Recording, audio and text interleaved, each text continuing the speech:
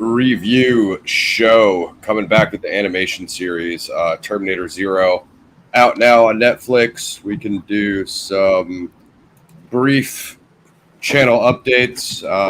There's not that much channel news. I think we did most of them in the last episode, but obviously go check out the Crow 2024 roast. Wasn't our favorite film, but you guys will gather that. What else was I going to say?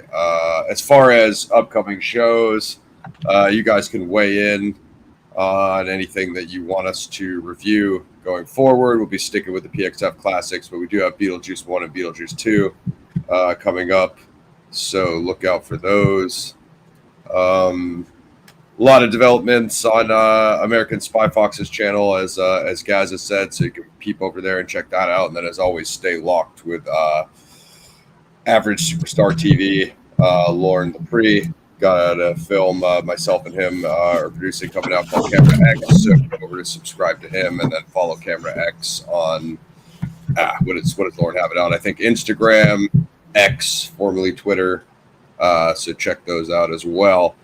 But yeah, I think we're probably just not going to worry too much about spoilers, guys. I don't know how many of you have actually even seen Terminator Zero or are even planning to watch it. But a little bit of a breath of fresh air into the franchise and series, which are what most people were saying. I believe, if I'm not mistaken, guys, this is the studio that made Ghost in the Shell back in the day. So these guys are pretty veteran animators. I would say this is probably the best animation I've seen on Netflix, and I've not watched that many of them. So Wolverine, Castlevania, which started really well, but then just became extremely unfocused. I think that's all. And then the Transformers thing we reviewed was kind of more CGI. I wouldn't really call that anime. Yeah, some of the, what is it? I'm probably going to pronounce this wrong. Some of the martial arts anime aren't bad. Nice. Yeah. Is it Bakuma? Forgive me, y'all, if I've totally butchered that. It's been a while since I watched it.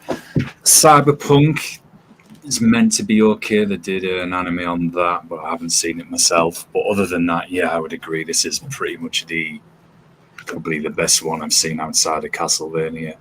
I think the Blade Runner one is on maybe Amazon Prime. Nice. I gotta confess to you guys, I never watched it. Being the number one Blade Runner fanboy of all time, it seemed too spin-offy. It's just that female replicant character, and that's a topic for another day. But yeah, I never watched it. Just go watch my Blade Runner 1982 review instead, in lieu of that. But yeah, some interesting stuff, some interesting characters. As far as, so I did watch one episode in Japanese, Gaz. Gaz and I have this thing when we struggle to find streaming sources. Sometimes we get a little bit mixed up. So I watched it 90% in English, 10% in Japanese. Had the English dubs, of course. I was not aware that that Tim Oliphant was the Terminator, Gaz. That was news to me, which was interesting. Yeah, same. Love Tim Oliphant. He has a lot of cool stuff. Another confession, I wasn't able to finish the Justified reboot, but I was a big fan of the originals. But Rosario Dawson, they made a big deal about her. I do like her acting, Gaz. Kind of felt she was underutilized. It's like you hire these kind of famous English voices, I guess pretty much just for the English dub, because I assume they're not reading the Japanese lines for obvious reasons, given that they're not Japanese. So I expected her to really be like the female lead. She really wasn't. We'll get into that. She's kind of a secondary character. What up, Greg? Yeah, man, check out Terminator Zero on Netflix. I mean, I guess what we'll say the major departure is, this is, before we get into our criticisms, which me and Gaz both have them, this is far better than Terminator Dark Fate. What was before Fart Fate, Gaz? Was it Genesis? Genesis, with a lovely title we have, which we probably can't say on here. I think we can say it, as long as it's not a swear, so to speak. I think we can get away with Terminator. Well, I'll say it more politely then. Jenna P. We called it something else. Jenna P. Fart Fate. But Yeah, I mean T3 is definitely better than both of those, Greg. I'll give you that, bud. But yeah, I mean, so obviously a Japanese animation studio, obviously located or centered, set in Japan, whatever you want to call it. I did think that was a fairly interesting backdrop, guys, because as far as what they show us on the canon, I mean, we never really say anything. We never really see anything but like Southern California and Mexico in terms of Terminator, you know. So it was nice to get away from that, you know. The concept of Japan having limited guns or limited domestic, you know, private gun sales. See how they work around that. And that made me think, you know, it would be nice to see UK or Australia or, you know, another Terminator chapter set in a place with like absolutely no guns to see how the Terminator navigates that. And we could talk about how he navigated this landscape here in Japan. So some interesting characters, some interesting new characters. I thought Malcolm Lee was probably the most interesting character. People are talking about how focused and clean the storytelling is. I mean, there was a few things that will not quite clear to me. We'll see if they were not quite clear to you as well. That I think, and I did believe I detected some plot holes. Again, it's Terminator, so once you introduce time travel, you know, you go down that whole Rick and Morty rabbit hole that we all discussed. Catch up with you guys real quick. Yeah, I know. That was Jenna P, as Gaz was referring to it. That was not good. What up, Red Cloud?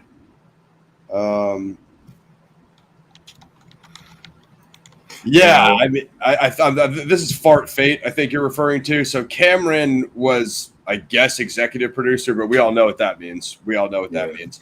If he's not in the director's seat, go ahead, guys. I was just going to say, I like Salvation as well, Greg, for the simple fact we actually saw the future war. That's what we've been wanting. That's what I still want. I'll kind of get into that as this series goes on. It's worth a watch, but one watch. Just one watch. We'll get into it. Yeah, that's the only thing you'd be rewatching for are plot elements to see how they explained or didn't explain certain things and see if it's more clear to you on the second pass, you know? I'll say this, Greg. If you're really pushed for time, just go to the last two episodes, watch them. You trust me. Those are the best episodes. You won't really miss anything. Just go to the last two episodes. That's got the best story arcs in and everything. But I'll say why as the review progresses. No. Cameron didn't direct Fart Fate. So what they do is they write his name in size 500 text on the trailers, and then you think to yourself, oh, James Cameron had something to do with that. That must be really good. But if you look at the fine print next to his name, it usually says presented by or executive produced by, literally anything but directed by. And what that means is they called him like, hey, Jim, what should we do? We made another. I don't want to go too into Fart Fate. If you guys want us to do the Fart Fate roast, you need to request that specifically. That was a painful movie. I think aren't the first 5 minutes when they really mess up the plot on YouTube. Yeah. So if you really want to ruin the film for, actually, here's what you do. What's that channel called, Gaz? How It Should Have Ended. HISE. How It Should Have Ended. Yeah, go to the How It Should Have Ended animation channel and just see what they did with Dark Fate. And literally, that's the entire movie. It's an animated parody, but you'll learn just as much from that as you will from watching Dark Fate. It was cool to have Schwarzenegger back in Dark Fate, I guess, but what they did to his character didn't make any sense. And I want to say that was the director of that was Tim Miller, right? That was the director of Deadpool 1. So what was that guy doing? You know what I mean? Because Deadpool 1 was decent, but he couldn't just make a Deadpool 1 of Terminator, right? He just couldn't do that. Yeah, apparently I know Mac played it, the recent Terminator game is meant to be pretty good and has much more of a better story because it's actually, again, you've got the future war. Yeah, and that's probably going to be one of my points I'm going to keep coming back to. I don't care about any more present day set. Whatever it is, I want to see the future war. That's why I like Salvation for that reason. And a lot of would you say this, guys? Would you say Zero had the second amount most of Future War after Salvation? Yeah, definitely. That's why I've recommended those last two episodes for that reason. the combat sequences in this insane. The future war sequences is insane. I'd agree with Gaz. Is probably the best part. Kind of interesting when they launched the nukes. Also kind of lost me on some of the story elements. It's ruined by two things, which we'll get into, and if I give it away now with no review, so I'm going to have to be patient and behave. Yeah, I mean, you do see some future wars, and that's, like I was saying, that's kind of what makes Malcolm Lee's character so interesting when you find out about his his origin. Then also the other main characters are his children. He's very reminiscent to that one dude that they were trying to kill in Judgment Day. That Skynet programmer, the pre-Skynet programmer.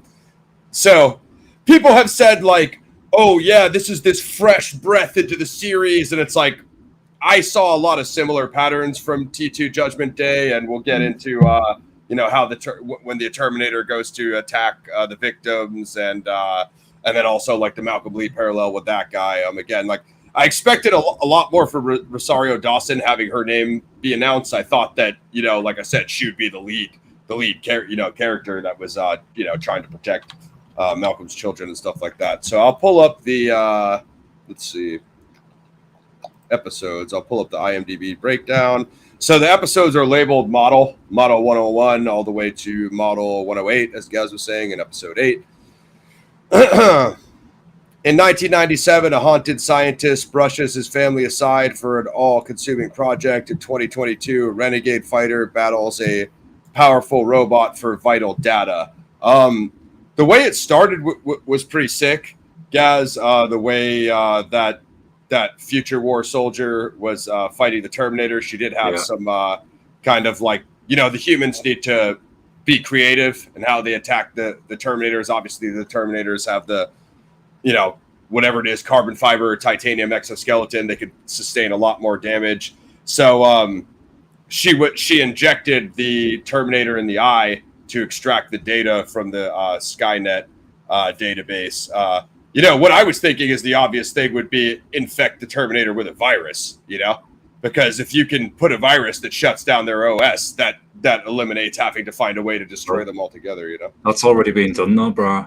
Hollywood's already done that, but that's on a whole other topic. What was that? Was that Genepi or was that another one? Yeah, I think everything more or less after Salvation. Yeah, they were truly infected, but anyway, I'll get back on topic. No, I feel you. Yeah.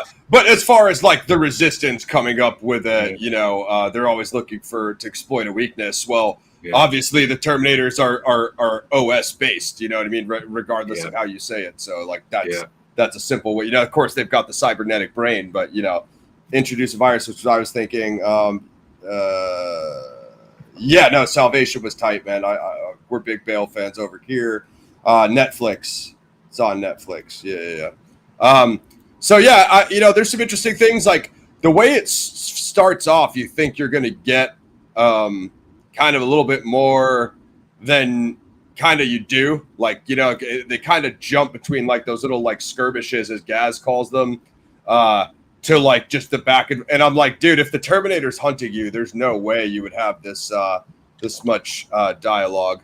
But episode 2, Eco and the Terminator arrive in 1997 with identical missions, find Dr. Malcolm Lee. Meanwhile, Lee's 3 children sneak out of their apartment. I thought Rosario Dawson would have played Eco. I really didn't see the point of using her, famous voice for an AI, construct being, which we'll get into Kokoro. Yeah, exactly. That's what I thought. You would think that she would have been the prime character, not Kokoro. Yeah. I don't know. I'm sure the studio knows more about creating animation than us, or maybe it was a budget thing. Rosario's like, I need this to play the lead, blah blah blah, which I can understand. What up, Pixie? Welcome back. Just getting into a little Terminator Zero here and peeping out on Netflix. So we're just gonna kind of I don't know. I don't really remember much of those beginning episodes, guys. But if there's any fight in episode 2, it's not one that I necessarily remember. Maybe I could find more context on Wikipedia. Yeah, totally. Red, we'll answer that at the end of the the show, as I've said, man. We're going to keep it a bit on topic for the review, and then we'll answer some of the general cues then. Just me. It could be a whole other show in itself if I answer you now. Yeah, we want to get this one out of here in 2 hours, unlike the Crow roast, guys. So there's that. Yeah, I'm still trying to lose the memory of the Crow. I do think the opening was good. I liked, as you said, how they showed you got that first bit of the future war with the resistance soldiers against the Terminators. One thing that does stand out to me on this series is they do show you something which you haven't really seen since the very first Terminator movie. They show you how the humans are living, how they're surviving, showing the site, the impact on everyday life, I guess. There's another episode we'll get to where it shows you some little kids even ambushing a Terminator. That was pretty good. How they laid the trap. Yeah, so I do want to get more into that because that is good. That is good on that side of things.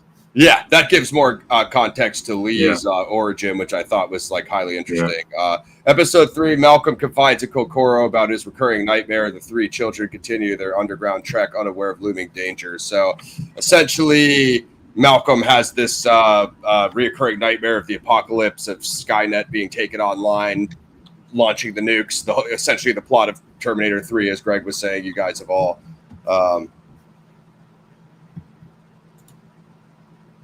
yeah, it's all good, Fire Pixie. You didn't miss much. The Crow 2020 board sucked. So Kokoro really has the concept or design of being an anti-Skynetter. That's the reason why Malcolm designed her. He try not to blow his origin, but it's difficult.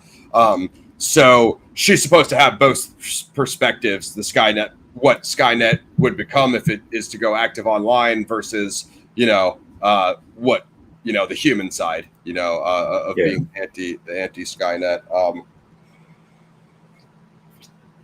What happens with his kids is they break out of the house, and his daughter has a robotic kitten, android, whatever you want to call it, guys. Again, not much backstory there, but there's this old side of the subway where these old domestic model machines are kept.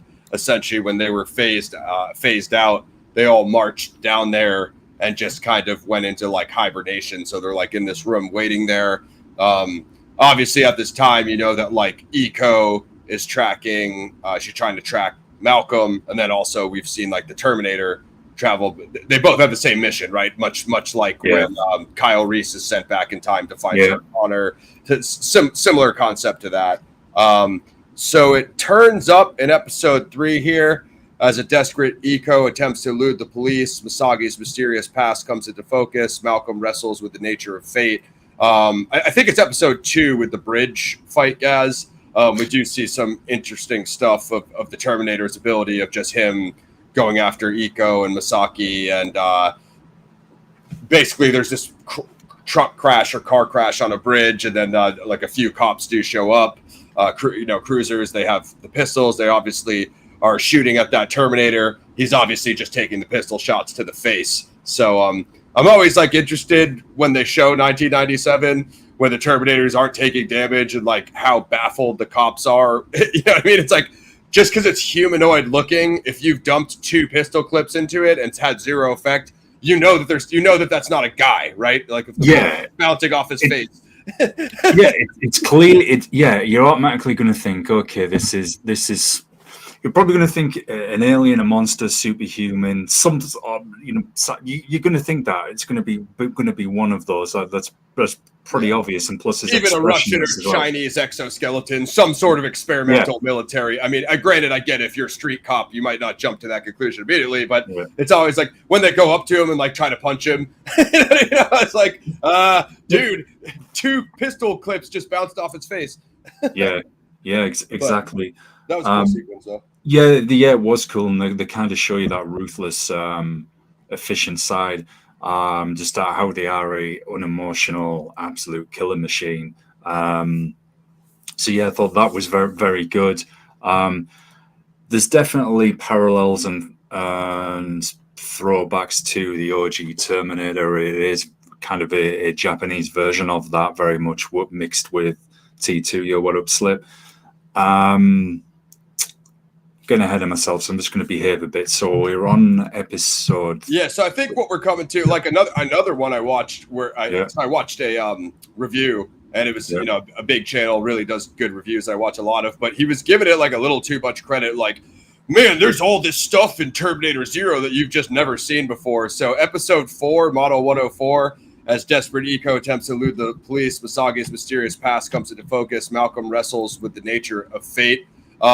The Terminator model obviously wears the motorcycle helmet, which is obviously a straight out of T-1000's playbook. And then you have a similar police station shootout to Terminator 1. So both of those were callbacks to Terminator 1 and Terminator 2, right? Like, I don't know any other way to read that. It's obviously the Terminator model wearing the T-1000 style police helmet and uniform, and then the police station right off the rip, that kind of makes you think of the Terminator 1 shootout. Yeah, very much so. I couldn't have put it better, man. I thought that all together. You don't want to hear me sing punk rock, Cloud. It wouldn't be good for anybody. It would be right back to Gaz's grindcore day. We'd have 2 singers like System of a Down. Just neither of us would have any talent. We could put out a good Raw Underground album, though. It would be authentic for that scene. Maybe not for the ears that are used to hearing clean vocals. We do well. We do well in the unclean vocal set. We'd be like, "This is fire." Sure. Everything else would be like, "What the hell are these 2 dudes?" Yeah, it'd be System of a Frown, because that's how you guys are feeling listening to it. Episode 5 model, or no, actually, I want to talk about Misagi's mysterious past, because I was a little bit baffled, Gaz. This is almost like a Blade Runner-esque concept of her, I guess, not knowing what she is, or not knowing that she's combat capable, because for the longest time, she's just running away from the Terminator scared. Until the moment where she does that dance routine with the beautiful choreography fight moves. And it's like, okay, she's obviously programmed for the combat response, but it wasn't 100% clear to me why she couldn't just pop off, This is a little bit of the problem in parts, and we'll get more into this as the episodes progress. And this is no offense to anyone who likes this stuff. There's a little bit too much of the kind of Final Fantasy-esque anime kind of mixing with Terminator, which kind of pulls away from the gritty. That scene, is a little too clean for me, and it is kind of straight out of that area, and didn't really flow. She still is, even when she's activated, man. Yeah, and we get the explanation for it later. She's still a bit. I mean, okay. On one side, they show a good job of her being conflicted, but it's still a bit too much cartwheel-esque, I guess, flowery, and it just didn't quite seem to flow for me. I'd have probably rather had her, as we get the explanation later, which we'll discuss, just of her as a non-combatant, but you find out she's the basis for. I can't avoid prototype or whatever. The AI who I nicknamed in this show Anime Net versus Skynet. Essentially is. One thing I want to say is, like, there's is that slam death metal? I don't even know what that is, Cloud. I'm not the red guy. I'm not the red guy. I'm not the metal guy. We'll answer some of these questions at the end of the review, man. Because if we do it now, we'll get off topic and it'll turn into a whole other show. So, what we'll do is, once we've wrapped up the review, we'll take a few general cues on channel updates again, a little on the music. So that's the way we'll do it, bro. Clearly, I am the red guy for my sunburn, but no, I'm not the metal guy. Pale white all the time. So, one thing I want to say is, I think that they're for the Netflix anime fan base and like the hardcore, even Japanese culture, Japanese anime fans, I think it, as Gaz was saying, it leans a little bit more towards that side than it does the actual like Terminator, cyberpunk, sci-fi side, which there are those elements in there, but they're not quite as pronounced. Like, it doesn't really expose that she's a cyborg until the Terminator rips her arm off, right? That's the big reveal but like Gaz was saying too, if she's programmed to protect Lee's children, and then she has this deep connection to Kokoro and all that, you'd expect a little bit more from her. And they do develop her story. Yeah. I don't know. Connor's kind of the hero in Salvation, is he not? Yeah. And then Sam Worthington's kind of human-esque Terminator, I guess, is he's another cyborg, like a Misaki style character, but yet a human hybrid. So Iko is the human sent back in time to protect Malcolm's kids, and then Misaki is kind of this cyborg. So there's a little bit of a mix there. There's no, I mean, Connor is not in this. Greg is no real. It's not quite clear too, because they make everybody look a certain way, Shakespearean style, guys, as far as playing with, good versus evil alignment. Like even Malcolm has questionable decisions. So I think we're on episode 5. Malcolm brings Kokoro online. The boys disagree about Misaki's motivations. Iko realizes she's entering unknown territory. The Terminator does some cool stuff. He does put that. He connects that cyborg head to his arm, guys, with shoulder. I thought that was one of the better elements. Putting the cloak over it, so he's kind of like a two-headed, Terminator, which is interesting. I wanted to see that go a little bit further. That was a bit of lost potential. That was so he also remained undetected by Anime Net's cyborg robot army, robot army. That I'm not sure if we haven't mentioned that yet, but I talked how they were underground in the the sleep state, which I thought that was a cool element. Like as far as like a Japanese Terminator timeline theme, whatever. It makes a lot of sense to use robotics, especially those domestic robotics, Yeah, definitely. Greg, it's pretty much. That's a funny comment. I'm not gonna. Yeah, it's Japanese T2 with a little bit of T1. That's pretty much it. And Iko is pretty much Japanese. Future Japan, pretty much Japanese Sarah Connor. Yeah, or calories. Yeah, kind of. It's not really. It doesn't really follow the Connor. They're obviously in Southern California. This is literally takes place in Japan. Although Malcolm, I guess they just made people random ethnicities because Malcolm didn't look or act Japanese, right, guys? But no.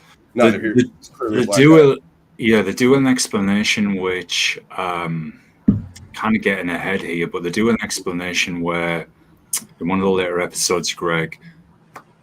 Man, how can I say this without giving it away? Because we haven't quite got there yet. We'll come to it. They do explain why there's different resistance leaders in the future, and they kind of imply that whenever one falls, another always rises. And this is why Skynet has the whole time travel thing wrong. And the Japanese AI is looking for a way to kind of stop this cycle, I guess. And that's probably as much spoiler free as I can put it until we get to that point. If I haven't confused anyone. I would say no. I think you did a better job than me, guys. I think I'd compare it to the Animatrix. I'd say that's a fairly good comparison. I mean, the Animatrix is like random chapters that take place in the universe. This is a little bit more of a linear storyline, at least revolving around these characters. So when it says like the boys, they're talking about Malcolm's sons. As Gaz and I both said, so it focuses a lot on Malcolm's sons and the daughters, and they're not the most entertaining characters. They're probably the least entertaining in the cast. So it's just a lot of like the amount they followed them. They could have showed a lot more combat, a lot more future war, which we haven't really discussed yet. We can get into. And then there's also the 1990s conflict of the nukes launching and the Japanese robot army coming online via Kokoro. So I think what was that? We talked about Are we on 6? We're on 6. Yeah, we just talked about. So we'll talk about Malcolm's origin. The prophet debates the paradox of time travel with Iko. Malcolm shares a painful memory with Kokoro as the children hope to reunite at Cat Town. And again, we're doing spoilers, guys. So do what you've got to do. You know, if you got to mute or come back later. Yeah, we got to figure out what to do about this Fire Pixie, because when I check on the back end, I don't actually see that anywhere. So if anybody wants to grab that membership, Greg, Slipknot, do what you guys got to do, or gift it to whoever you please. Fire Pixie, thank you. Oh yeah, great point to interject that slightly off topic. So if anybody wants to support, you can click the join membership button below. Obviously, subscribe or click the Patreon link that will be below in the description after the show. Episode 2 of the Zodiac Files did get demonetized for the music we use. As you guys know, sucks. The show is 100% out of pocket for me. There's no big donor. We don't have a super PAC. We're not funded by the Kamala Harris Walls campaign. So if you want to actually support, I'm not even going to bring up the donation button because I already know what the outcome of that will be. But you could just click join for a membership or join the Patreon. I think the lowest patron I have is like $5 a month, so not bad. Anyway, just YouTube is super. They've demonetized our shows about Taxi Driver, and I think they even demonetized the Crow 2020 Boar. Granted, I kind of blew my top at the end and used some colorful language, so partially on me, but neither here nor there. Here's the. Can I star this? I can show it on the stream. I guess I have to be on YouTube maybe to pin that, but yeah. So as far as Malcolm's the painful memory he shares with Kokoro, so we're going to spoil this one because I thought this guy was the best character. So he is a future soldier from the future war. I'm slurring like Donald Trump right now. He's a future soldier from the future war, as Gaz said. Go do your hand signals as well.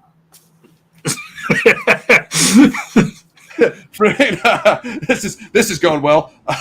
He's a future soldier for the future war.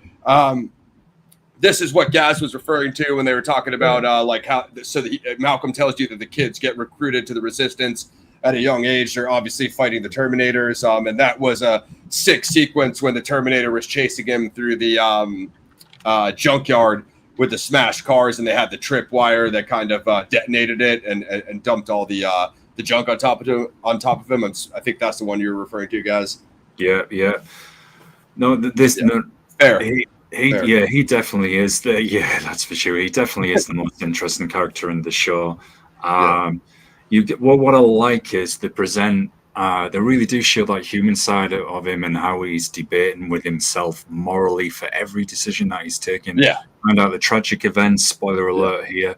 That happens with his wife. He's no longer here. That he's from the future, hence why he could build the tech, everything of that nature. I thought that was fantastic. They even drop, like I said, I think it's Iko, isn't it? Who's revealed as being his actual mother. Yep. Yeah. Much like that's much like the Kyle Reese paradox of being the father of John Connor. You know what I mean?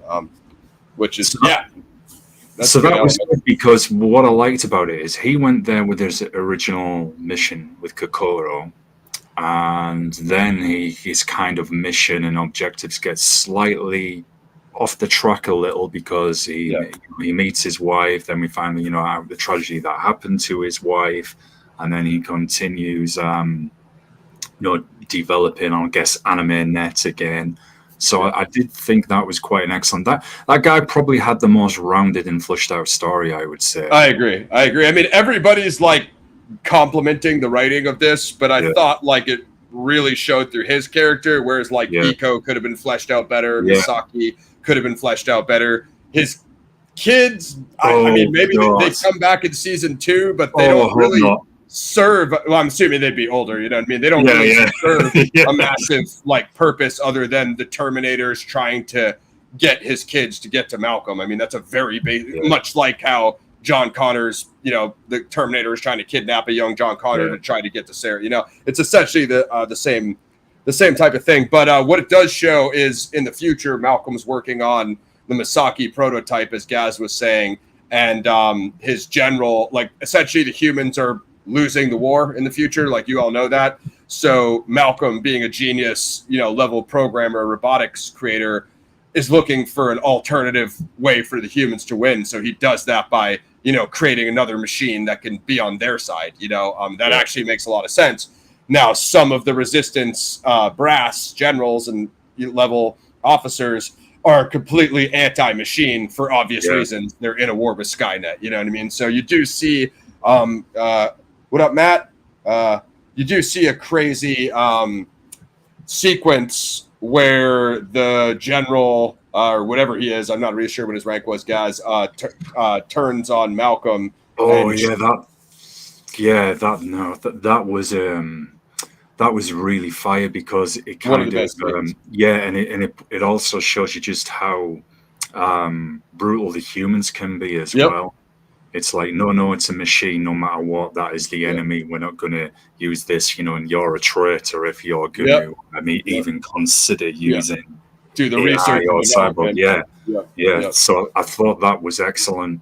And it explains why Kokoro as well can't quite remember what she is. I mean, when she's combat activated, it's pretty obvious then.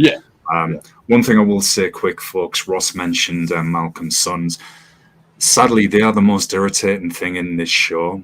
Every time they're up in the mouth, your ears are going to explode. So I'd maybe mute them whenever they're on or skip past them, because it almost feels like the kind of you're playing a game where you've got to escort those irritating characters, especially in a role play game or something. 100%. And you've got to hold the hand and get them from village A to village B whilst they're shouting in a non-stop high-pitched manner. The NPCs. Oh God, just shut up. So yeah. So essentially, what happens is the humans turn on Malcolm. They decide to terminate him along with the prototype project. So he draws the gun from one of them. He ends up killing all the humans. And a prototype Misaki is like, why did you kill them? Like, that's basically minutes after he turned her on. So she already learned, like, my creator just, went against his own kind for me, as Gaz was saying. So it's an interesting concept of choosing sides. So ultimately, Lee, he's sent back in time, or he sends himself back in time to create the Kokoro project to try to stop Skynet. It's basically like a Japan timeline of trying to, as opposed to what John Connors do, or Kyle Reese or any of those characters are doing in SoCal. This is what Malcolm's doing in Japan. One thing I thought, this is a tall order, Greg. This is I'll tell you right now, the chance, I would love this, but the chances are low. I mean, I don't know. Do we want Cameron back, or do we want just do we want like a Neil Blomkamp who was supposed to do Aliens? I just want the Future War. I literally want the Future War. I mean, Mick G directed Salvation. He wasn't even a film director. He wasn't a feature film director at the time. He was a music video director. You could arguably say he did a way better job than Dark Fate, and he wasn't even a full director at the time. So that dude was like, I think he did Charlie's Angels and music, right? He was doing some random stuff. Yeah, we definitely need the Future War. I mean, I think what happened, right, was Salvation did so bad that they kind of cut it off, but it was supposed to have, I think, 2 or 3 sequels. Yeah, it was supposed to have another 2, and I think Arnie himself didn't like that one, and I was absolutely bummed, because I thought, well, here we have we had kind of the Future War movie there, the first of it, and I know some people criticize it because they're saying John Connor isn't kind of the main man in that movie, but I thought them showing that grittiness, the brutality of it, and there was some good supporting characters. I believe the Native American actress, I cannot recall her name, but she helps John in that movie. She was good as well, and I was just so bummed when we didn't get anything other, and then we got those horrible, Jenna P, Fart Fate. This, after Salvation, y'all, is probably the next best thing in the Terminator franchise, apart from the recent game. Yeah, agreed. I mean, I thought, so once they explained Malcolm's origin, guys, I thought one plot hole was there's absolutely no security at the facility. He's a robotic programmer that made all those androids and cyborgs. Wouldn't he have created, security drones? Obviously, he knows that if Eco came back and found him, if he went back in time himself, he knows Skynet's sending the Terminators back to his timeline, right? Like it doesn't. That was a kind of a plot hole. I felt it never really addressed that. He does do one thing to try to stop the Terminator later on, which guys and I, we'll discuss. He tries something, but it doesn't really work either. The other thing, so the future war of when, young Malcolm, and then when it showed the resistance fighters in the future, they did have those kind of, what would you call those things, guys? Like the semi-rolling tanks with the treads. They were like those big model Terminators. So you do see some new Skynet models that they're using for the future war. So you see a bit more of Skynet tech, a bit more Terminator tech. Oh, and also the facility of how that they were molding the Terminators, guys, the auto facility. A lot of that comes from, I think we've talked about it with you on the show before, guys. At least me and Mac definitely have, maybe on the old shows. Screamers, the movie Screamers, which is based on Phil K. Dick's Second Variety. So a lot of that, like the automated robot facilities, that comes from Second Variety. Almost all of that comes from Second Variety, but Terminator does a lot better job of showing, they were actually melting the metal and pressing the exoskeletons and all of that. So you do see a little bit more of how the Terminator, the Skynet facilities operate automated, which was pretty interesting. Yeah, that was really interesting. A scene I want to mention, which I think this was might have been on, it was either episode, this was back in episode 4, I believe. And again, this is when Kokoro would become combat activated. And I forgot to mention this, folks, but there's a whole massive spoiler here. There's a massive scene involving the Terminator taking out the cops and then the police station, and it really is a throwback to T2, but it is actually pretty good. It's good the way the Terminator does that. He also makes his own custom kind of pistol crossbow that comes out of his wrist. That was pretty sick. So the way he uses it was sick. What's up? I was wondering, were you not so crazy on that? The way he was I mean, the way he used it was crazy, but the explanation for it was like because there's like no guns in modern Japan. But the thing is, when we see, not only do we see the police use them, and he broke into the police station, so why didn't he just steal a bunch of weapons, a duffel bag full of guns like Arnold did in Terminator 1? It's like, regardless of whatever main linear timeline that central hive brain Skynet is on, wouldn't every Terminator that they send out report the data back? So they would keep it all in one. So every Terminator would be updated to how every other Terminator strategized navigating the 90s. You know what I'm saying? So it shoots nails, and he does have some brutal kills with it. But I just expected like a little bit. It was a cool element, don't get me wrong, but I expected a little bit more from it. Like one crossbow out of your wrist that shoots one nail at a time. Wouldn't you at the bare minimum at least do both? That's a good point. Or like a shoulder cannon, I felt like he would add something else, And that's a good point, because also if they get that intelligence from the previous Terminators that have traveled these various timelines, you're going to know, okay, this country doesn't have guns officially, but say they came here, like there's you can gain access. But all the gangs have them, because they're shooting each other, and then there's the armed police. And at that time, still now be okay. I can go and get them from the Yakuza, say. I was just going to say, break into a Yakuza gang hideout, you know what I mean? Much like that Predator 2 scene when he fights the Jamaican street gangs, like kind of a missed opportunity. I guess they just didn't want to go the Yakuza crime angle, but also it didn't address like the crime element at all. Like when anarchy breaks out and all the robots swarm the, I'll call it their National Guard, because I literally know nothing about Japan military. We assume that they're not going to send feudal samurai versus the robot armies. So when those dudes pull up with like those kind of like tank hybrid vehicles, and they have like the M60s on top, and they're mowing down the domestic robots, and the domestic robots easily overwhelm them.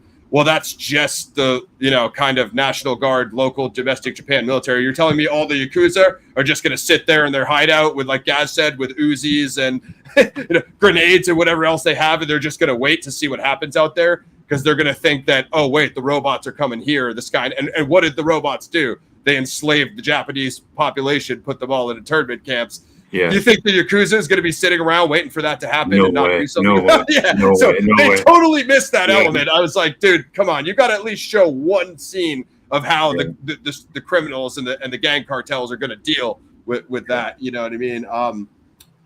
I'll mess with you guys a little bit. Rocky 7, hopefully never. I mean, they didn't have my boy the lift at the moon in Creed 3. They didn't have him. Adrian! They didn't have him in Creed 3. They didn't have him in Creed 3, so I don't think Van Damme is my man. That's my guy. If you guys want some Van Damme on the channel, let us know. Of course, Hard Target is a adaptation of The Most Dangerous Game. There is a new Van Damme movie coming because I'm sure I sent the trailer to Ross and Mac a few weeks ago. It's either just dropped or it's due out soon, and sadly I cannot. Now we're live. I forget the name. But I know there's one coming. Yeah. So yeah, you do have like a couple scenes, like I did some brutal kills of the domestic robots killing the Japanese military, and then obviously the Terminator fight scenes, and that police station shootout, one of the more brutal ones, and then using the nail crossbow. I just like as Gaz said, like it was cool, but at the same time I was a little bit lost because I was like, okay, so there's no domestic gunshots available, so he creates the crossbow nail shooter out of his wrist. But like Gaz said, are the martial arts dojos non-existent? Why doesn't the Terminator just go get a couple katana blades? Or, like there's other things he could have did. He could have used spears, swords, and I think it's a major missed opportunity in Terminator of not having a speed model that is martial arts. And I think Bruce Lee would have filled this void, had his career continued. I think he would have been an obvious choice for a speed model. But, the Japan backdrop, guys, not having a ninja or samurai model Terminator that's blade competent and, blade efficient, like that seems like a major miscalculation too, unless they're saving it down the line. But imagine, a Terminator samurai, he already has the armor on, essentially bulletproof. He can throw blades. He can, you know what I mean? It's like firearms as well. Yeah, he can pick up the firearms when he needs it, but if you get close, he don't need it. I think that's I don't know how they overlooked that. Again, if it's the writing studio of Ghost in the Shell, I am a big Ghost in the Shell 1 fan. So we are on model 107. Malcolm recalls past efforts to thwart machines and his desire to build a god. With Kenta captured, the Terminator prepares for the end game. So he captures the Terminator, captures one of the sons, and then you find out a lot of different stuff about the Terminator's mission. It really does. It's kind of a twist. I won't blow that. It doesn't really turn out to what you think he's going to do. You think he's going to just kidnap the kids to force Malcolm what he wants. That's one of the better writing twists I'll give them, guys, of how that all turns out. I just want to talk about. Yeah. You guys are talking about that deleted scene when Arnold had that like American dubbed voice. That was weird. That was weird. I'm not gonna hold you. So Van Damme, he actually was. I saw this on Facebook the other day. He was in that stupid bug looking suit. Yeah. Before they changed the Predator's face, and then he walked off set because he said he couldn't work in the suit, and he wasn't using any martial arts anyway. So the point of putting Van Damme in that Predator suit probably was not the wave.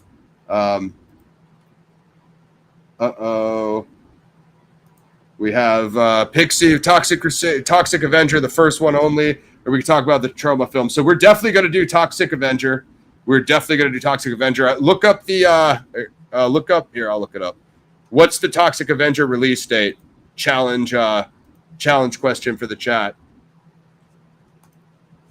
Don't let me find it before you guys.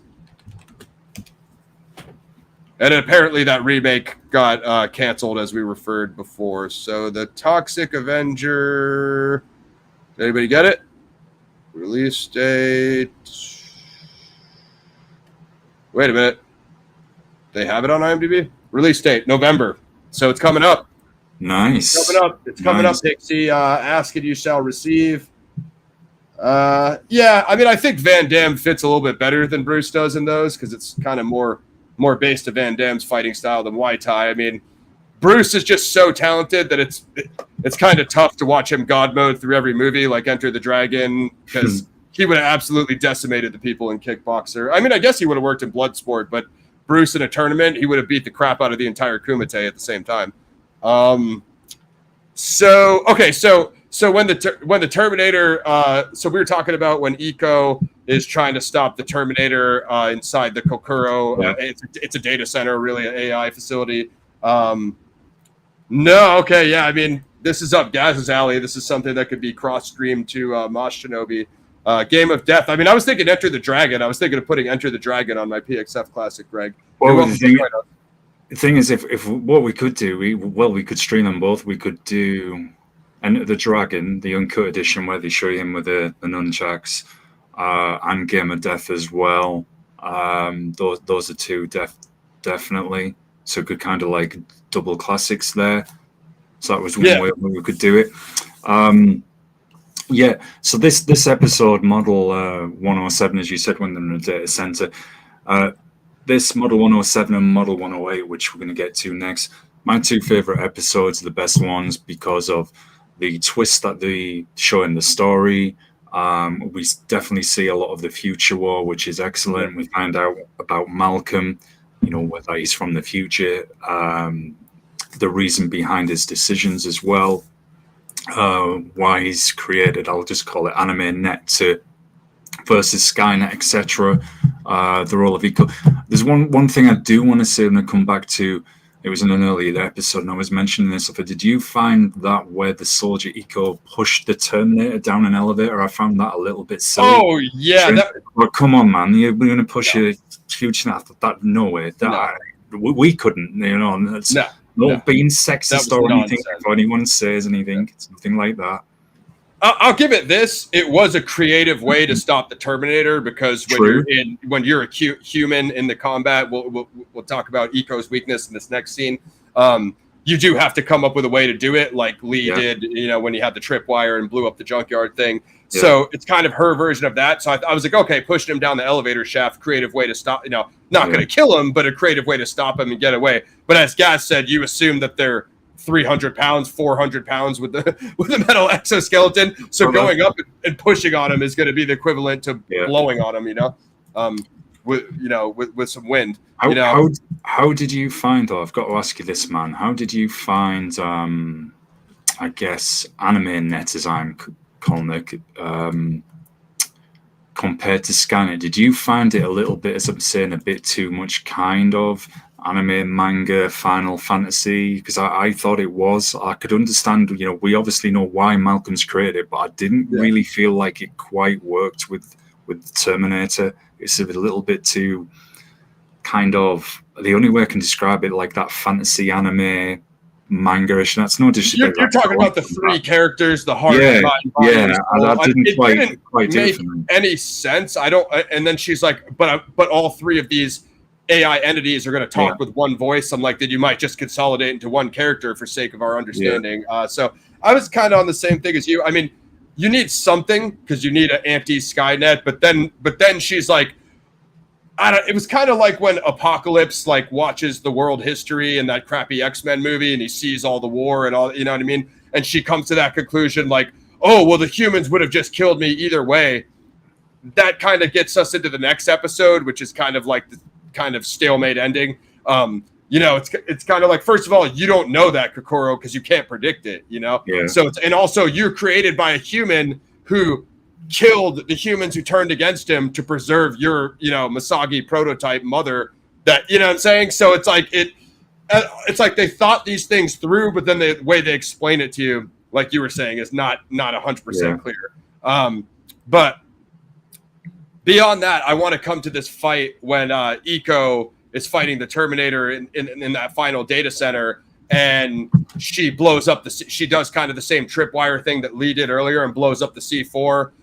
I love when she goes to check on him, like through the corner. You're like, what's going to happen. Like, that's what happens in every Terminator movie. He obviously reaches out and grabs her because he's still alive. That's when he snaps her hand and he breaks her hand. And then at this point, Malcolm finally comes running in to do something. He rips the nitrogen tube off, and he sprays it to freeze it.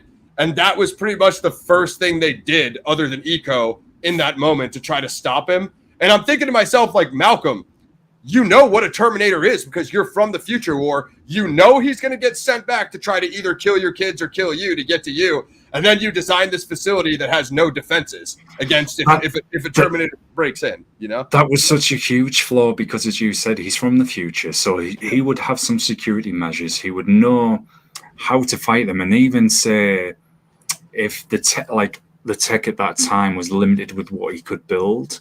So, all right, I can only do the next best thing. He would come up with some makeshift weapons. They might not have like a full cache of them, but something that I could use. Oh, here, I've been keeping this just in case this ever happened. There's some like modified assault rifle or something like that. Mm-hmm. If it didn't stop them, that could at least slow them a little. You'd have something because booby traps, trap doors, open the floor, drop him in a room, hit him with the liquid nitrogen, freeze him. Just do stuff that Terminator's already done before. It's not that complicated. Especially when it's revealed that the Resistance in the future starts recruiting kids even at a younger age to fight, and he literally grows up with his buddies. You even he's been doing it since he was 5. Yeah, since he was 5. That's it. That's an even bigger plot hole. Yeah, and the ambush that Terminator, we actually see the scene where they ambush the Terminator, and it's good the way that they do it. So the way, I did feel that was a little too easy. That there was, no pun intended here, but no resistance. The Terminator just walks right in like that. Other than Eco trying to stop him, which she's been trying to do since episode 1, because that's why she's sent back in time.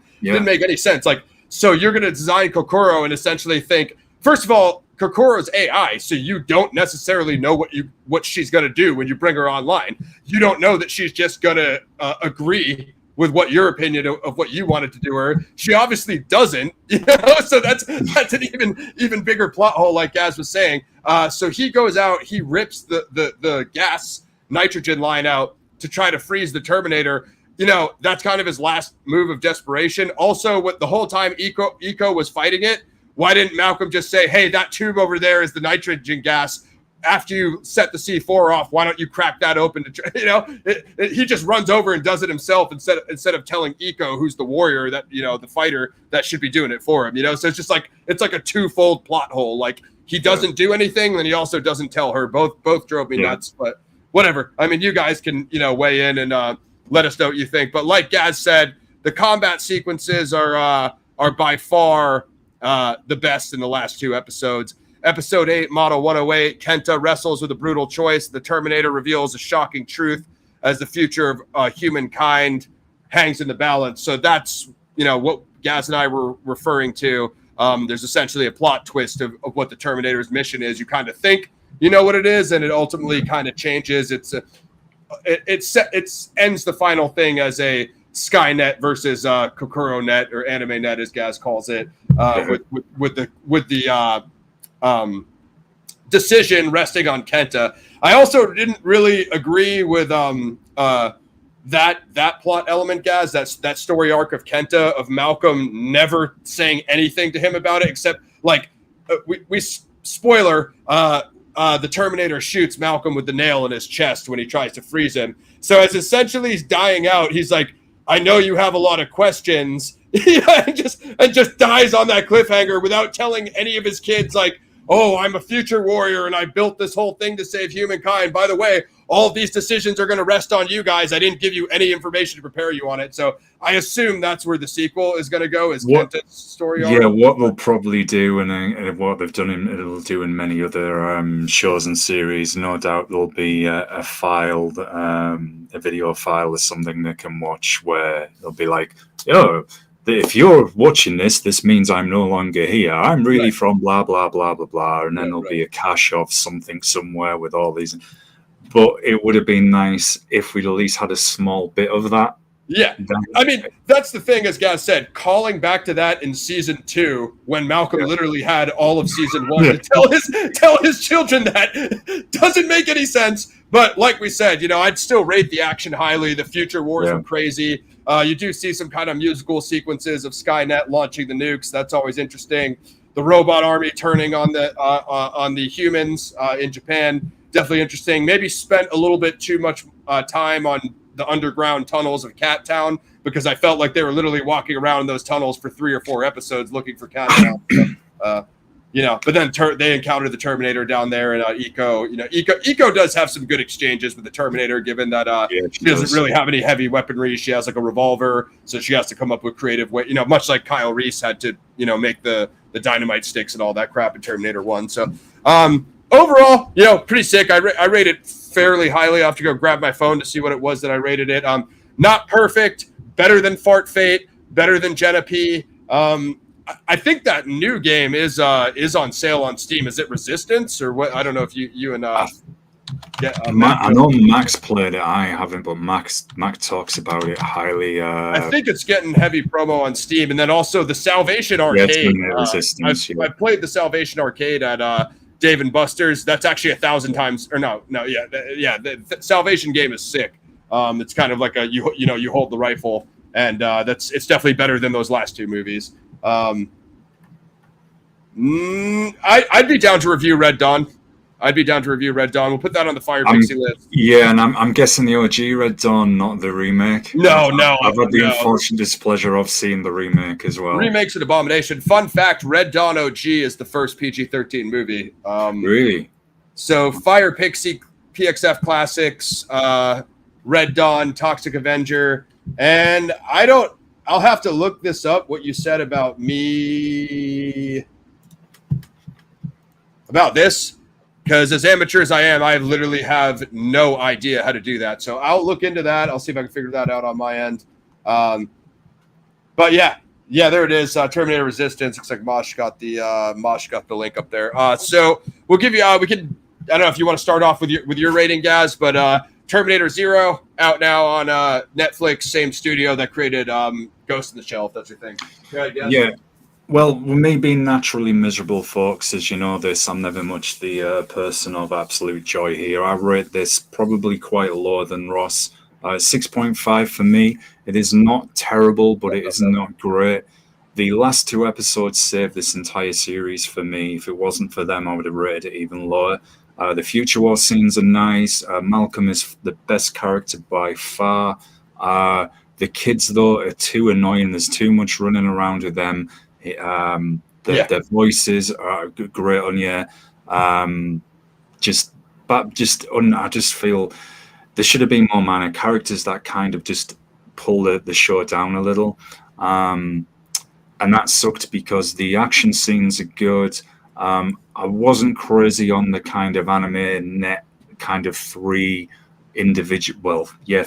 One person. That's three separate individuals. I think all form part of the same entity. It was too much like it felt like a Final Fantasy game kind of mixed in with Terminator. So that didn't quite do it for me. It has got potential. The kids will be older in season 2, and if they make it grimier, that should be pretty dope as well. I mean, the action scenes are grimy, but I mean, lose those kind of filler aspects that pull it down. So I think it's definitely got the groundwork to build upon. So I'll probably rate the second season a lot higher. However, with the monstrosities of Jenna P, Fat Fate, this is the next best thing after Salvation. So yeah, go watch it. It's for the Future War scenes. If you don't want to sit through the entire 8 episodes, you push for time, just go to episode 7 and 8. Those are the best things. So yeah, 6.5 for me. Over to you, Ross. Yeah, that's not bad at all. So it's got a 7.1 on IMDb. I gave it an 8. I'm a Terminator fanboy, so bias included. I saw you gave us this. I wrote this down, Red Cloud, so we'll check that out. I'm a Jack the Ripper guy. I think that's like the one true crime case Gaz actually follows, at least somewhat. That's it.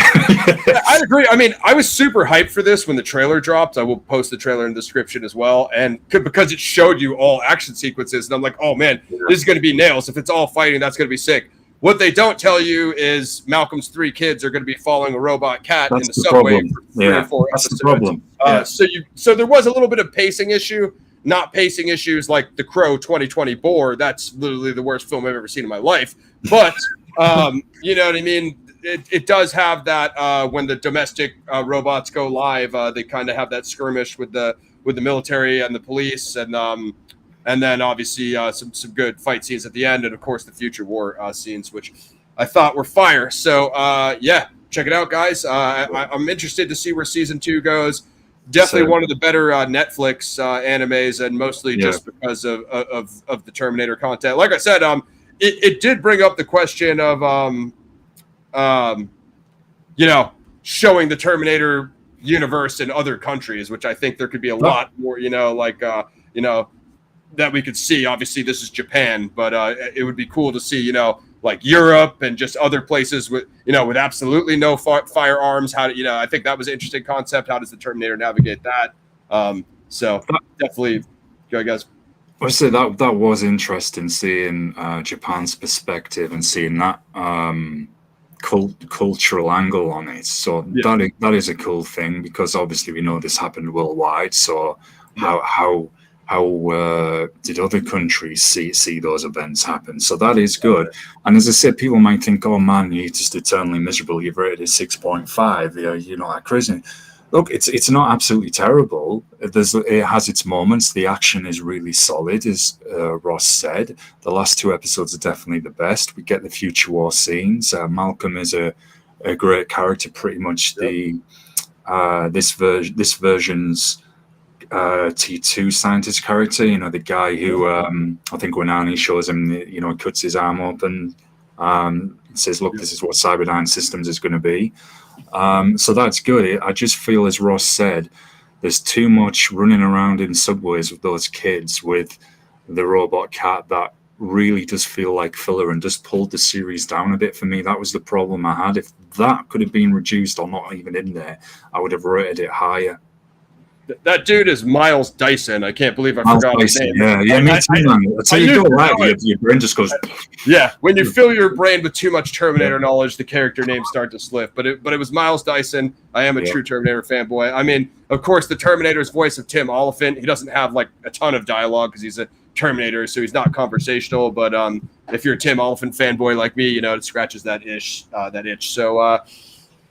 We'll get Toxic Avenger on the list for you, Pixie, for November. We're also going to be doing They Live before Election Day. We have a few other things. Do you guys want us to do Beetlejuice OG? Do you want us to do Beetlejuice? I'll let you guys weigh in on what next. I might even do a poll. We could ask.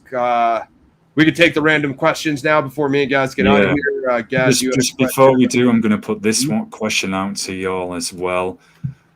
Because somebody might ask us this, do you want us to look at Gladiator 2? That could turn into a roast, so fair warning. And that could turn into a roast. So if you want us to look at it, and I'll fair warn you, if it ends up being like a crow, that will be roasted. So let us know, y'all. I'm not pumped about the trailer. Spoiler alert. No, me either. It looks pretty, but we do like Denzel. We do like Pedro Pascal. Yeah. I mean, it's not saying there's no no good actors in the movie. There's a bunch of guys we like, but just nonsense. And then, Gaz, you had a question from Cloud about album reviews, I think. Yeah. Okay. This was. I used to do them. I used to DJ on a station called Brutal Existence Radio there for a long time. I did shows for death metal, grindcore, hardcore punk, everything. And I used to do reviews on the blog. A friend of mine, if you look up this blog, I think it's Winter Torment. Just Google Winter Torment or Winter Torment zine. Pat, he still does reviews. I'm actually in the process of launching a blog with Pat where he'll be writing reviews for albums and music. I don't do them myself anymore on the channel. The simple reason is they didn't get the views. I was one of the reasons why I've stopped the interviews on there, because it was a waste of time. They might return with some people I know from the scenes who I know personally and say, right, okay, yeah, because they're a friend of mine. But that is why myself and Ross stopped doing them, because it was just a waste. So PXF went in the true crime direction. Mosh Shinobi has gone into kind of our martial arts action movie side of things. And as Ross has said before, it's literally what is the most efficient on both channels to views. That's what we're going with. I do have a podcast coming, which I've some of the labels and PR companies that I work with have said, yep, I can put that on YouTube and it will feature tracks from albums and bands that aren't even released for the public yet, well in advance. Hopefully I don't have any issues with YouTube, because YouTube can be really difficult. So if I do, I will have to put that on the streaming site somewhere.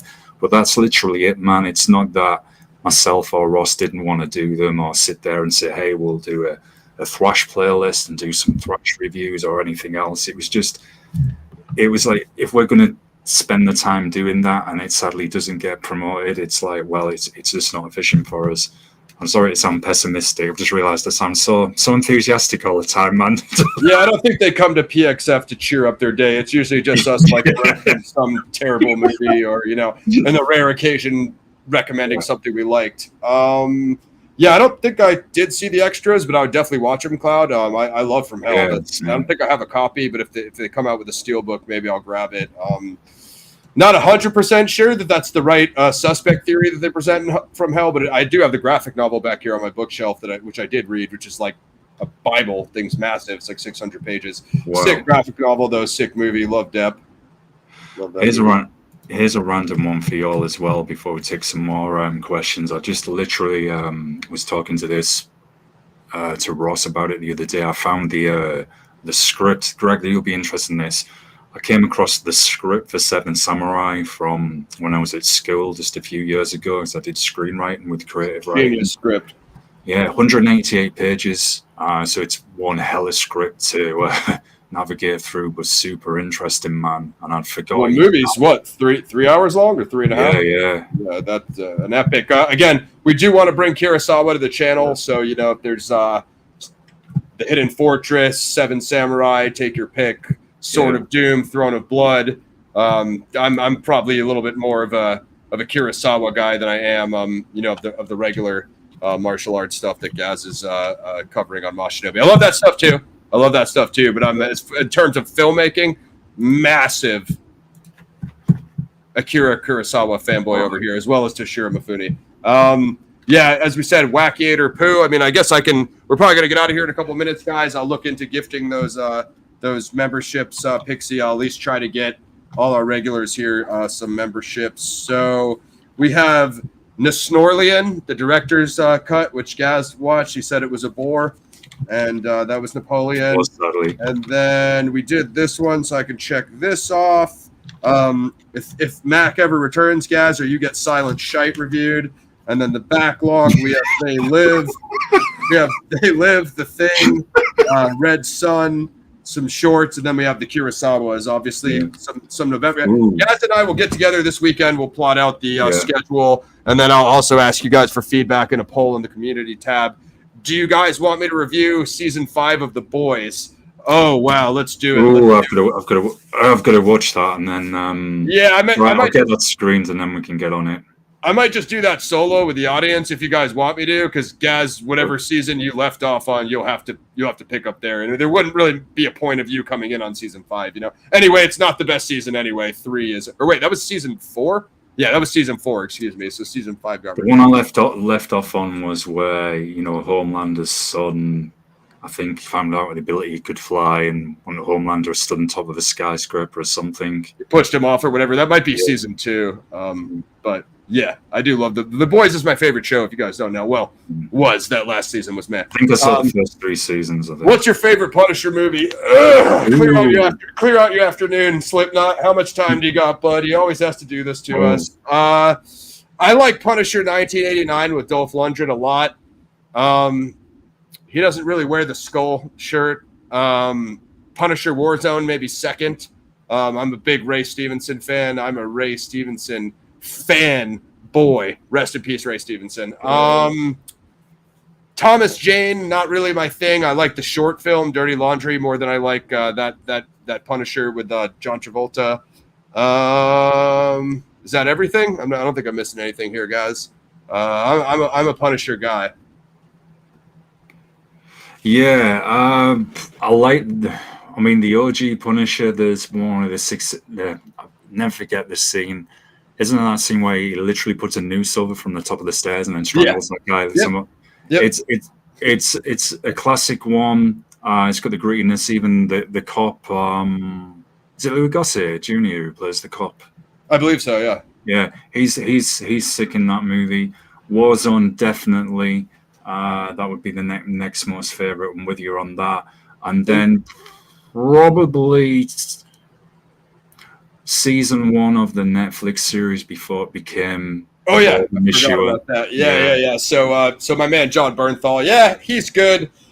Those seasons are really long. He's apparently coming back in Daredevil Reborn. I want to see how that goes. It's supposed to be super violent, even though it's on Disney Plus. So, what in terms of vigilante revenge? What do you guys want on the channel? Do you want Punisher 1989 Dolph Lundgren? Do you want Punisher Warzone Ray Stevenson? Do you want? Actually, I think didn't we do Punisher season 1, guys? I think we did season 1 and season 2, if I remember. We did season 1, and then we did the Boredom issue with season 2 as well. Yeah, so we did both the Punisher Netflix seasons before he got booted off over to Disney. But do you guys want Dirty Harry for the Zodiac connection? So those are all vigilante revenge films we can. I think we're gonna get out of here, guys. UFC on in about 40 minutes. Pixie, that's Burns headlining, and then I'm on my way to the Bellator. It's in my city, San Diego, tonight. So that's the Nurmagomedov title match. So yeah, I can understand this, dude. Ray Stevenson is my man, dude. Rest in peace. I really thought they should have brought him back for a sequel. I don't know why Warzone didn't get a sequel, but I don't. It was a hard R. I don't think it got overly promoted, because there might be some blood in an R-rated movie. Oh, no. Yeah. But you guys know a series called From. I haven't seen it, but a friend of mine's raving about how it goes. I haven't seen From, and the other thing that's supposed to be really good is Banshee. It's Anthony Starr, who plays Homelander that guys just referenced from The Boys. Apparently, Banshee is like a really grimy, sheriff thing. I don't know if it's in New Zealand. With Anthony Starr, who I think is sick. I didn't mention this last show, guys, but I did tell you and Mac offline. I recently watched The Covenant, Guy Ritchie, Jake Gyllenhaal, and a Arabic actor. It takes place in Afghanistan. The Covenant was absolutely insane. Anthony Starr is actually in that as well, playing a military contractor. Absolutely insane. It was on Scamazon Slime, a.k.a. Amazon Prime, as guys calls it. The Covenant was actually sick. So if you guys like war movies, it's a bit of a different twist on the war genre, but if you are into Afghanistan and that sort of thing, definitely check out The Covenant. Just realized I've seen 3 seasons of The Boys. There's 4 seasons, so it's the latest season. There's the one I haven't watched. Okay, so you're up. Yeah, just watch that. Just watch that. You can do it with me. I'm not gonna. Okay. I'm gonna warn you. Season 4 is not season 3. Season 3 is the peak. I thought season 3 was the peak of the show. That Billy the Butcher, Soldier Boy, Homelander fight. That was insane. Agreed. You're not going to get anything like that in season 4. No. It's good. I'd be interested to get your thoughts. I know Lauren was feeling it. I mean, I liked it, but I wouldn't say it was like season 3 or really any of the first 3 So seasons. It's good, but it's not up there with the early seasons. Yeah, just because they made some decisions that were not the boys' decisions, and I'm right. You know what I mean for the first 3 seasons. It's extremely anti-woke. It's extremely anti-Marvel. It's extremely anti-DC, anti-MCU. So they did some little things that were like, dude, you can't be the boys and do stuff like this, I remember you messaging me about it now. So I'll get that. So Gazzy's close. He just knocks out the next season, then we can do the boys season 4. Okay. Because I do want to get the boys on the channel. I don't know if you got Greg. I think the boys would be up your alley because it's extremely anti-woke. All right, guys, I think we're going to get out of here. Toxic Avenger for Pixie. Wait, what was the other one she wanted? Red Dawn, yeah. Red Dawn for Pixie. Wrote down The Man in the Attic for Cloud. Slipknot has given us a few. So we have all of them saved, guys. We're just trying to work through our PXF classics and then stick to our schedule. And Greg, you wanted Enter the Dragon. It'll be the uncut edition, I would guess, and Game of Death as well. Oh, yeah. Enter the Dragon's a PXF classic all day. It's almost mandatory that we go drag Mac out of his house for that. So yeah, I hope to get on the Moshinobi channel tomorrow, folks. It'll be a short review, but it's a German MMA movie called 60 Minutes, and it's low budget, but it's not bad, actually. There's a really sick Dojo Storm fight in there. And then next will be Life After Fighting, and then finish the American Ninja series, and myself and Ross have some some other legacy kind of movies and stuff we want to look at, and Kickboxer was one of them. So so I figured when Gaz finishes his American Ninja series, we do the Kickboxer series because there's 4 or 5 of those. The later ones just as shite as some of those American Ninjas Gaz reviewed. And then there's also the Scott Adkins Ninja movies. There's also what's that movie called, guys? Killer's Game, the Batista and Adkins. So if you guys want next week, we'll bring that to you. But we got to do Beetlejuice 1 and Beetlejuice 2. Yeah. So, which Gaz has already had the misfortune of seeing Beetlejuice. Yeah. I'm probably going to upset everyone with that. I was never a fan of the original, and I'm still not a fan of the second. What we should try is I review it, and then while I do that, Gaz roasts it, and we give you a 50-50 hybrid review roast with me trying to tell you it's good, while Gaz is like, no. That'd be interesting. I'll say this. So I believe you could watch Pennsylvania Hardcore on Tubi, if I'm not mistaken. Yeah. As well as the Dark Military. The links are all in the description as well, where you can order it from. I've got the DVD because Lauren sent me it back in the day when I used to do all the radio shows and stuff. And the DVD is sick. You'll see in the trailer, it's got the dude from Lamb of God is in the documentary. Randy. Yeah, Randy, the dude who runs This Is Hardcore Fest, which is still going to this day, which is a sick fest. That's awesome. East Coast Tsunami is another good hardcore fest as well. So it's a really sick underground doc where, it's been around a while now, but it's still relevant. It shows you the underground scene in hardcore, which you can relate to wherever you're from in the world, because all the hardcore scene tends to be just like that. Well, not exactly like that, because it's got its own, obviously, cultural standpoint, but the similarities of just how the community and niche it is in the community. Yeah, so it's worth watching. If you want to support Pennsylvania Hardcore, what I would say, Red Cloud, is go over and subscribe to Average Superstar TV. I don't know that the full doc is on YouTube, but you could subscribe to Lauren's channel though, which is Average Superstar TV. And get from he's the writer director. Yeah, he's the writer director editor of Pennsylvania Hardcore. I don't know what your flavor of favorite genre of film is, Red Cloud, but if you're into Pennsylvania Hardcore, you want to go check out the Dark Military. That's like a grindhouse action horror, a la The Devil's Rejects and kind of the Rob Zombie kind of House of Thousand Corpses kind of stuff. But that was Lauren's first feature film, and it's actually sick. Again, it's not a crazy budget, but it's like a local PA production, and it's anyway. I think it's good. So it's fire though. What was that movie, dude? I'm not sure if you reviewed this, and it's got Patrick Stewart in. Do you remember? They're trapped in like this punk rock club, and you find out there are all these like really horrible kind of dudes, and I have to try and get out of there. Green Room. The Green Room. That's it. Read it. I don't know if you've seen Green Room, but check that movie out. That's quite a grimy one. Even I've seen that one. So I watched that with my boy Vega the Chosen. Shout out to him. Okay, Dark Vamp movies. Well, the best I can do for you there is John Carpenter vampires, because I'm a John Carpenter fanboy. So hey, if you want us to do some dark vamp movie, that time travel, I like me some time travel. It's just it doesn't always pan out. But anyway, there's Lauren's link there. Average Superstar TV. That's the creator of Pennsylvania Hardcore. So go sub that. But also read on anyone, just as we always say, can drop recommendations in the comments. Our email addresses, I think, are in the descriptions, or if you go to send a message, it should send them to the channel's email addresses. So if you ever got any suggestions on movies that you want us to look at, or a possible future documentary series, anything kind of true crime related for PXF, or something on the alternative history side, cryptid-based paranormal as well, we can look at that. Say, look, would you guys be interested in this? And then myself and Ross can take a look and think, right, that could be something we could plan for. We do action, we do grindhouse, we do sci-fi, we do martial arts, we do samurai, Kurosawa, even the odd, random history, biopic. So historical, medieval, guys and I were doing the medieval, hasn't been much great. As we said, Wackiator Poo, I don't know. But I'm not. But now, what I was thinking that we would do for you guys is Gladiator 1.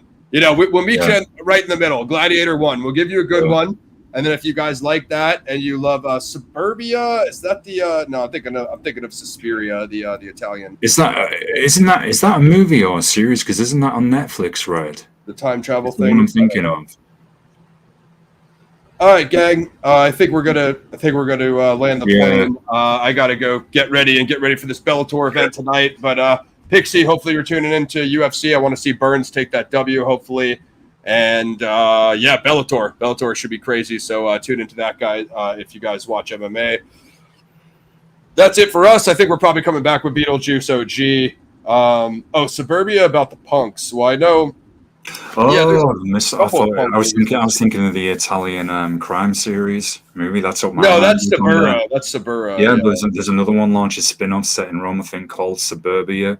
And something Suburbia, honestly, it's just on Netflix. Really? Okay. Yeah, I'll get with you. But I'll check that out. Nothing beats Gomorrah. You guys can check out my if you like Italian crime, check out my Gomorrah review with Cara Mayer Robinson. She's like an influencer, and she was one of the only people I found that had interviewed an actor from Gomorrah, so that's why I did that review with her. Yeah. All right, go guys. I was just going to say, I think I have seen that movie. It's the one I'm going to sound like an elitist here. I think it's the one with the peacock punks, where you've got a scene where this guy's more or less calling them pauses, yet they're all kind of pauses in it. Yeah, it's like that Spider-Man meme pointing at the trash. Yeah, I think I have. Because everyone always sends that to me whenever they say, "Oh, you like hardcore and punk as well." They always send that scene, and I'm like, "Yeah, peacock punks calling others a poser." Like, yeah, I've seen like SLC Punk, Green Room, Romper Stomper. I've seen a few of those. I don't know if I've seen Suburbia. All right, guys, we're gonna land the plane. Bellator tonight, UFC. Let's get Burns the W and check out Terminator Zero on Netflix. Hopefully coming back with Beetlejuice and then Beetlejuice when I get a chance to get to the theater. That's, I think, all we got. Shout out to everybody who came through. Fire Pixie, Red Cloud, Slipknot, Greg. Of course, you can subscribe to Mosh Shinobi over there. He's back in action this week. Get that American Ninja series done, and then me and Gaz can cover random crappy martial arts movies over there and random vigilante revenge movies over here, which is what we do over here. Zodiac, when I feel like it. There's really no updates at this current juncture, but there will be. I'm writing my notes, and it's kind of just behind the scenes phase right now. But that's it. Hit the join button below for your membership, and then get the patron. Shout out to everybody who came through. Thank you, guys. We're out. Peace. Peace, y'all. Terminator Zero. Come with me if you want to